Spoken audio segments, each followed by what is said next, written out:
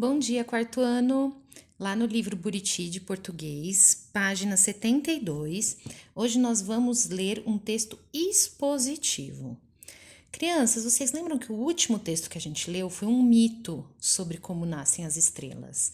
Hoje nós vamos ver um texto expositivo com o mesmo assunto, como nascem as estrelas. Qual que é a diferença? O mito é uma crença, uma coisa que eles acreditam. Já o texto expositivo, ele apresenta um conhecimento, a pessoa estudou para falar sobre aquilo. Ele vai usar termos técnicos ou científicos, e a linguagem dele vai ser aquela linguagem mais formal. Tudo bem? Então dá uma lida aqui. O que o Felipe, aí de 9 anos, escreveu sobre as estrelas. Então ele fez uma pesquisa e preparou o texto dele. Depois vocês vão sublinhar as palavras que vocês não conhecem, tá? Não tem nada a ver com essas palavras circuladas, tá bom?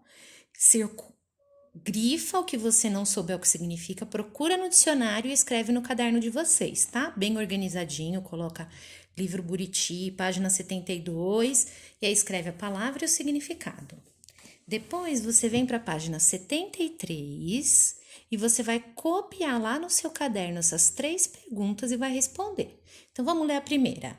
Com que propósito um leitor vai ler esse texto?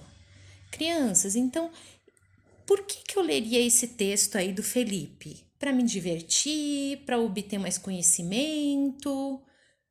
Para que eu vou ler isso? Para aprender como fazer alguma coisa?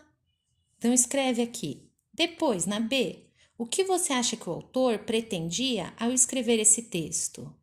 Esse autor, ele pretendia o quê? Ele pretendia explicar alguma coisa para você. O que ele pretendia explicar? Tudo bem?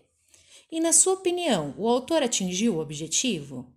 Ele conseguiu explicar? Você entendeu o que ele queria passar para vocês?